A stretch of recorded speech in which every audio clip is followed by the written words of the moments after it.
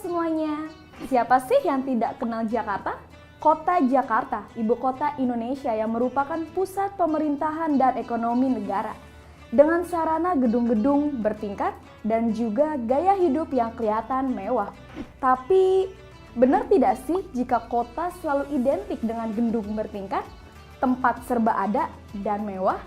Supaya kalian tidak penasaran, yuk kita pelajarin bersama.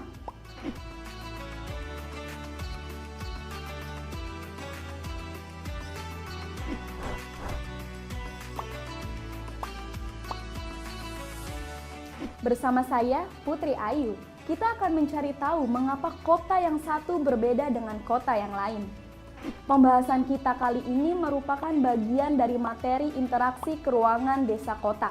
Jadi, sebelum mulai mempelajari materi ini, kalian sudah harus memahami materi tentang desa terlebih dahulu ya. Untuk menjawab pertanyaan kali ini, kita akan mempelajari tentang interaksi keruangan desa kota, khususnya untuk materi kota yang meliputi ciri-ciri kota, klasifikasi kota, dan struktur kota. Apa sih yang dimaksud dengan kota itu? Kota adalah sistem jaringan kehidupan manusia dengan kepadatan penduduk tinggi, struktur sosial ekonomi heterogen, serta sebagai tempat pertumbuhan dan permukiman. Bagian yang pertama yang akan kita bahas adalah ciri-ciri kota. Ciri-ciri kota dapat dikelompokkan menjadi dua jenis, yaitu ciri-ciri fisik dan ciri-ciri sosial. Ciri-ciri fisik kota dapat dilihat dari sarana, prasarana, dan fasilitas yang ada sebagai penunjang aktivitas manusia. Di wilayah kota terdapat sarana perekonomian seperti pasar atau supermarket, tempat parkir yang memadai, tempat rekreasi dan olahraga, alun-alun dan gedung-gedung pemerintahan. Lalu, ciri-ciri sosial dapat dilihat dari segi kehidupan masyarakat dan budayanya. Kota memiliki ciri-ciri sosial yang beragam, karena umumnya penduduk di kota bukan hanya berasal dari kota tersebut saja, melainkan ada juga pendatang dari daerah lain. Karena itu, budaya penduduk sudah saling tercampur dan membentuk budaya yang beragam. Adapun ciri-ciri sosial kota diantaranya: 1. Masyarakatnya heterogen, bersifat individualistis dan materialistis. 2. Mata pencaharian non-agraris. 3. Bentuk kehidupan bersifat berdasarkan kepada kepentingan dan bersifat formal dan tidak kekal. 4. Terjadi kesenjangan sosial antara golongan masyarakat kaya dan masyarakat miskin. 5. Norma-norma agama tidak begitu ketat. 6. Pandangan hidup lebih rasional dan menerapkan strategi keruangan, yaitu pemisahan kompleks atau kelompok sosial masyarakat secara tegas.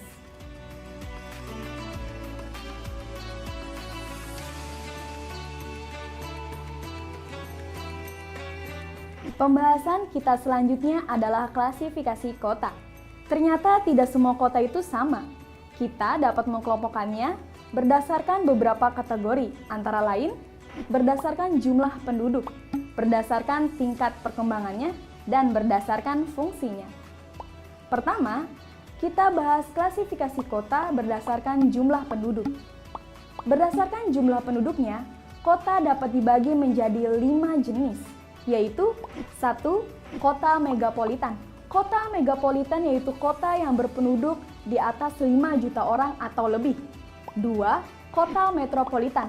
Kota metropolitan yaitu kota yang berpenduduk antara 1 sampai 5 juta orang. 3. Kota besar. Kota besar yaitu kota yang berpenduduk antara 500.000 sampai 1 juta orang. 4. Kota sedang. Kota sedang yaitu kota yang jumlah penduduknya antara 100.000 sampai 500.000 orang. 5. Kota kecil. Kota kecil yaitu kota yang berpenduduk antara 20.000 sampai 100.000 orang. Klasifikasi kota yang kedua yaitu berdasarkan tingkat perkembangannya. Pada klasifikasi ini, kota dapat dibagi menjadi 6 tingkat, yaitu tingkat eopolis, tingkat polis, tingkat metropolis, tingkat megalopolis, tingkat trianopolis, dan tingkat nekropolis. 1. Tingkat eopolis, yaitu suatu wilayah yang berkembang menjadi kota baru. 2. Tingkat polis, yaitu suatu wilayah kota yang masih memiliki sifat agraris. 3. Tingkat metropolis, yaitu kota besar yang perekonomiannya sudah mengarah ke industri. 4.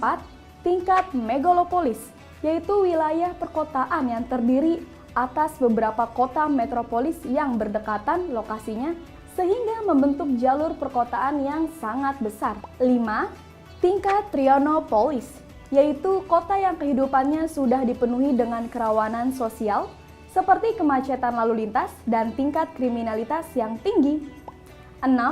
Tingkat nekropolis adalah tingkat terakhir, yaitu suatu kota yang berkembang menuju keruntuhan. Dan klasifikasi kota yang ketiga yaitu klasifikasi berdasarkan fungsinya.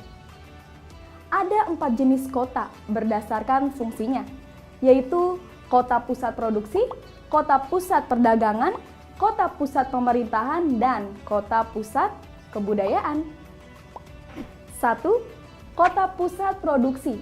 Kota pusat produksi adalah kota yang memiliki fungsi sebagai pusat produksi atau pemasok, baik yang berupa bahan mentah, barang setengah jadi, maupun barang jadi.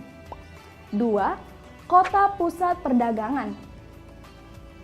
Kota pusat perdagangan adalah kota yang memiliki fungsi sebagai pusat perdagangan, baik untuk domestik maupun internasional. 3. Kota pusat pemerintahan.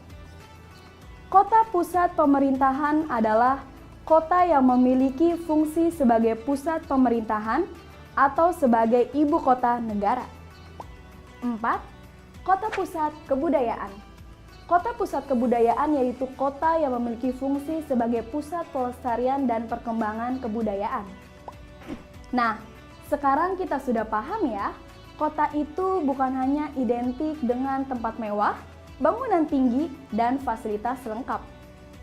Kota Jakarta sekarang dapat berfungsi sebagai ibu kota negara dan pusat ekonomi, sehingga terdapat banyak gedung tinggi sebagai sarana di dalam kota.